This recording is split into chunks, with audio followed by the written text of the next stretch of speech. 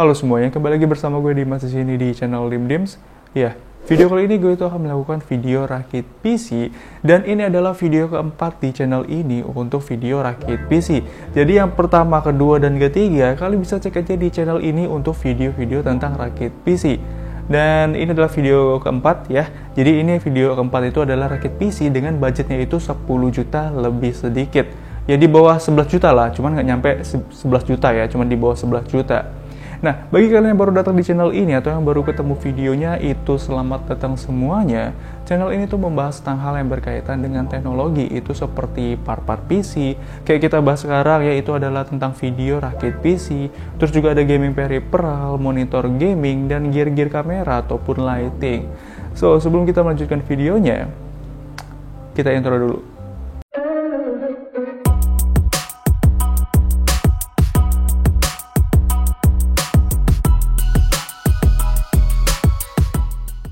Ya, ini adalah keseluruhan partnya yang gue udah pesen secara online ya. Itu baru datang ke studio gue itu sekitar 2 hari yang lalu. Cuman gue tuh baru kesempatan untuk membuat videonya sekarang. Nah, ini udah lengkap semuanya. Itu mulai dari casing. Casing sih ada di bawah ya. Nanti gue jelasin juga. Ada CPU cooler, power supply, GPU, motherboard, prosesor, hard disk, SSD, memori RAM ya, itu udah lengkap semuanya. Dan di sini gue menggunakan untuk AMD ya, jadi di sini gue nggak menggunakan Intel. Kegunaan gue rakitan ini itu untuk editing, jadi gue lebih mementingkan editing ketimbang untuk gaming. Nah, jadi kita langsung aja, nggak usah banyak basa-basi. Gue akan jelasin dulu satu persatu untuk mulai dari prosesornya. Prosesornya di sini gue menggunakan Ryzen 5 3500X, memiliki 6 core dan 6 thread. Base clock-nya itu 3,6 GHz, boost clock up to 4,1 GHz. Menggunakan soket AM4, sudah memiliki PCIe Gen 4x16, dan juga TDP-nya itu adalah 65 watt. Prosesor ini dibanderol di harga Rp2.490.000. Kenapa gue memilih prosesor ini sebagai rakitan PC gue kali ini? Itu karena mungkin kalau kalian bandingin kenapa nggak pakai Ryzen 5 3600 atau 3600X, itu menurut gue nggak worth it ya. Karena tanggung gitu, mending sekalian Ryzen 7 3700X aja sekalian. Karena di range harganya ini 2.400.000-an, menurut gue Ryzen 5 3500X ini itu menjadi salah satu pilihan yang tepat untuk prosesornya. Setelah itu untuk CPU coolernya ya. Nah, untuk CPU coolernya di sini gue menggunakan CPU cooler dari Shyte Mugen 5 Rev B. Nah, ini CPU coolernya udah pernah gue bahas di channel ini. Kalian tinggal cek aja untuk reviewnya lebih lengkap. Gue memilih CPU cooler ini itu sebenarnya karena lagi ada CPU cooler yang performanya bagus, yang memiliki heatsinknya itu gede dan non RGB. Daripada memakai CPU cooler bawaan prosesor, mending gue itu pakai CPU cooler yang lagi nganggur di studio gue. Ini juga baru ya. Dan CPU cooler ini dibanderol di harga 779.000-an. Untuk memori RAM-nya, di sini gue menggunakan Patriot Viper Black Edition ya. Ini adalah DDR4 16GB 8x2 8GB 8GB, dan kecepatannya itu 3000 MHz dual channel yang dibanderol di harga 995.000-an aja. Kalau motherboardnya di sini gue menggunakan MSI B450 Tomahawk Max. Nah, kita bahas untuk bagian portnya ini terlebih dahulu. Untuk portnya di sini ada tombol flash BIOS button. Ini fungsinya itu bisa update BIOS tanpa perlu prosesor, memori RAM, dan juga GPU. Setelah itu juga ada PS2 combo port, ada juga DVI-D port, ada USB 3.2 Gen 2 Type, ada juga Type C. Nah, sudah juga memiliki audio jack connector atau audio jack ya, yang juga memiliki heavy plated gaming heatsink yang sudah didesain untuk maksimum pendinginannya. Sudah support juga untuk memori RAM-nya itu 4133 OC untuk overclockingnya, dengan maksimum kapasitasnya itu 128 GB. Terus juga di bagian VGA-nya ini sudah dibekali oleh Steel Armor untuk PCIe-nya yang nampak sangat kuat agar GPU kalian itu terpasang dengan kokoh. Sudah ada turbo M.2 up to 32 GB per second Gen 3x4. Prosesor ini sudah support generasi 1 dan juga generasi kedua dan generasi ketiga AMD Ryzen. Dan ini juga B450 ya, ini belum menggunakan PCIe Gen 4, tapi nggak apa-apa, itu nggak masalah. Untuk di harga segini, menurut gue lebih worth it yang ini. Tapi ada juga sih brand yang lain untuk pilihannya. Tapi gue memilih motherboard ini itu karena memiliki fitur memory try it-nya. Yang dimana kalian itu bisa overclocking memori RAM hanya menggunakan profil dari MSI yang sudah disediakan. Jadi kalian itu nggak perlu lagi ya repot-repot memikirkan timingnya untuk overclock RAM itu gimana. Ini adalah MSI B450, itu di harga 1.980.000-an. GPU-nya di sini gue menggunakan GTX 1650 dari MSI seri Ventus yang memiliki spesifikasinya itu adalah boost clock-nya 1595 MHz. Untuk memory speed-nya itu adalah 12 GB per second yang memiliki VRAM itu 4 GB. GDDR6 ya, itu juga memiliki portnya satu DisplayPort dengan versi 1.4 dan ada satu HDMI dengan versi 2.0 ya. Itu juga sudah support hingga 4K 60 fps atau 60 Hz ya. Dan ada satu DVI-D dan port konsumsi dayanya itu adalah 75 watt yang membutuhkan 6 power pin untuk ke GPU-nya. GTX 1650 ini itu dibanderol di harga 2.315.000-an. Sebenarnya ini gue saranin ya, pilih versi Gaming X-nya aja karena selisihnya itu tipis banget ya. Gue juga tadinya itu mau pilih versi Gaming X, cuman stoknya itu lagi pada habis. Jadi ya gue memilih seri Ventus aja. Oke, selanjutnya untuk power supply-nya, gue menggunakan Aerocoolux RGB 650 watt. Ya, power supply ini sudah memiliki RGB yang bisa sync dengan motherboard kalian, itu menggunakan 3 pin ARGB 5 volt. Dan ada switch atau tombolnya itu di bagian belakang ya untuk mengatur warna-warnanya. Ini juga sudah modular untuk versi 650 watt, jadi kabelnya itu bisa dilepas pasang, tapi nggak semuanya itu bisa dilepas. Kenapa gue menggunakan power supply yang paling kontroversial ini? Karena pertama itu budgetnya ya, tadi gue mau ngambil yang 550 wattnya, cuman berhubung nanti pas pengen upgrade GPU itu biar nggak repot-repot lagi beli PSU.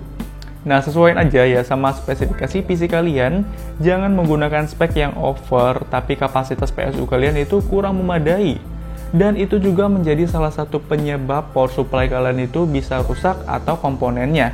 Setelah itu untuk storage-nya, di sini gue menggunakan SSD M.2 dari Team Group 256 GB yang masih menggunakan PCIe Express Gen 3. Dan ini SSD-nya itu kenapa nggak pakai SSD SATA aja yang lebih murah? Gue pengen aja gitu ya, pengen pakai slot M.2 biar kabelnya itu nggak berseliweran kemana-mana. Nah, SSD ini itu dibanderol di harga 529.000-an aja. Nah, setelah itu untuk hard disk ya, di sini gue masih menggunakan hard disk untuk storage datanya. Ya, hard disknya ini 2 TB dari WD Blue dan ini dibanderol di harga 865.000-an kalau nggak salah ya, ntar gue tulis di bawah. Oke, untuk selanjutnya ya casingnya ada di bawah sih. Nah, gue jelasin aja ya. Nah, casingnya ini gue menggunakan dari Infinity Pandora. Casing ini itu sudah termasuk 3 fan RGB, 2 fan-nya itu yang berukuran sangat gede, yaitu ukurannya adalah 140 mm atau 14 cm. Dan ada satu fan RGB itu di belakangnya dengan ukuran 12 cm. Casing ini juga sudah full tempered glass di sisi kanan, kiri, dan di bagian depannya. Di bagian atasnya ini sudah bisa masang fan itu 2 buah ya, yang berukuran 12 cm. Setelah itu juga sudah memiliki dust filter magnetik yang bisa menahan debu dan juga bisa dilepas pasang ya, itu juga sangat mudah. Untuk form factor motherboardnya, dia ini mendukung motherboard mini ITX ya, micro ATX, dan juga ATX. Casing ini gue pilih itu memiliki ukuran yang terbilang cukup gede dan juga sudah include 3 fan RGB dan sudah tempered glass ya, yang dibanderol di harga 590.000-an. Nah, tadi adalah semua part-part yang gue pakai ya. Oke, kita nggak usah lama-lama, kita langsung aja rakit PC-nya.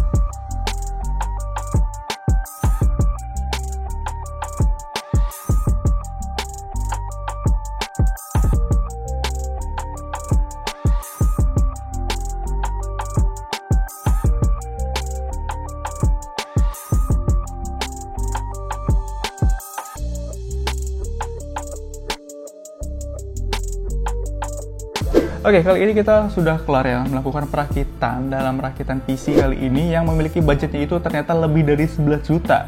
Ya, sebelum intro gue ngomong tuh udah kayaknya 11 juta kurang ya, ternyata 11 juta lebih. Nanti detailnya gue tulis aja di sini ya, di layar kan. Kalian bisa cek aja situ untuk totalnya. Dan masalah budget ya, sebenarnya kalau kalian bilang mahal, itu sebenarnya kalau mahal atau enggak tergantung dari spesifikasi kalian gitu dan kebutuhan kalian tuh kayak gimana. Kalau gue kan di sini untuk rakitan kita kali ini itu hanya khusus untuk editing ya, ketimbang untuk gaming. Makanya gue pilih prosesornya itu Ryzen 5. Nah, dan juga GPU-nya ya paling nggak minimal 1650 lah dari Nvidia. Karena kan kalau untuk editing gue memerlukan CUDA Core ya, karena untuk aplikasi atau software editing gue memakai Adobe Premiere Pro itu lebih diutamakan untuk CUDA Core-nya. Nah, oke. Kalau untuk gaming sebenarnya kalian bisa aja gitu pakai Ryzen 3 dan juga GPU-nya kalian tinggiin lagi kayak 1660 Super, menurut gue itu juga oke. Nah, kalau masalah budget lagi, kalian juga bisa ngepres lagi ya budgetnya, kayak misalkan casingnya kalian ganti ke lebih murah, terus juga kayak motherboardnya kalian ganti lagi yang harga 1 jutaan itu juga ada, terus juga prosesornya kalian ganti Ryzen 3, terus juga memori RAM ya kalian ganti ke 8 GB dan juga SSD karena di sini gue kan menggunakan SSD M.2 ya yang kapasitasnya itu 256 GB, maka harganya itu sekitar 500 ribuan lebih. Kalian bisa ganti aja ke SSD SATA yang kapasitasnya itu 120 GB-an, itu harganya 250 sampai dengan 300 ribuan. Itu bisa sebenarnya, dan harddisk kalian bisa ganti aja yang 1 tera. Itu bisa ngepres lagi budgetnya, cuman kan emang ngaruh sama performa gitu. Nah, balik lagi sama kebutuhan. Sorry banget kalau misalkan ada suara keresek-keresek atau noise-nya itu karena di sini lagi hujan. Oke. Nah, sebenarnya untuk video kali ini itu kayak gitu aja ya. Kalau masalah untuk pengetesan, dia kayak untuk pengetesan gaming, editing, dan juga nanti CPU cooler kita tes juga di dalam casing. Itu kayak gimana airflow-nya, apakah dingin ataukah panas ya kan. Gue hampir kelupaan di sini. Kita ngomongin masalah casingnya ya. Casingnya ini sudah memiliki tempered glass di sisi kiri, di depan dan juga di bagian kanan. Iya, kanan ini tempered glass, bukan akrilik ya. Jadi bisa pecah aja kalau ini jatuh. Nah, itu sih menurut gue nilai plusnya. Ini sudah transparan semuanya keseluruhannya dan juga sudah memiliki 2 fan di depan dan juga fan RGB di bagian belakang ya, 3 fan jadi RGB yang kalian bisa customisasi. Itu ada tombolnya LED di bagian atas yang kalian bisa customisasi sesuai aja sama mood kalian itu gimana. Dan ini pilihan warna-warnanya yang menurut gue ya dengan adanya RGB kalian itu bisa meningkatkan mood kalian pada saat kalian lagi editing, lagi bosen ya kan ngelihatnya, terus kita ngeliat ke PC, gue kayaknya ganti warna aja lah kayaknya kayak gini ya kan. Sebenarnya balik lagi lah sama kayak selera kalian tuh orangnya pengen RGB atau yang enggak. Dan ini minusnya casing ini ya, untuk fan-nya ini tidak bisa kalian matiin untuk LED-nya, dan juga kalian nggak bisa setting nih untuk kecepatan dari fan-nya, nggak bisa. Jadi emang standarnya seperti ini aja. Dan gue juga nggak tahu nih untuk kecepatan RPM dari fan-nya itu berapa, gue nggak tahu. Oke, mungkin videonya sampai di sini aja. Bagi kalian yang memiliki kritik dan saran, kalian bisa tulis aja di kolom komentar. Dan juga jika kalian ingin support channel ini atau yang pengen bantu channel ini ya kan, kalian bisa subscribe channel ini, like jika kalian suka dengan videonya, dan jangan lupa untuk komentar di bawah. Ya, gue ngomongin 2 kali, nggak apa-apa.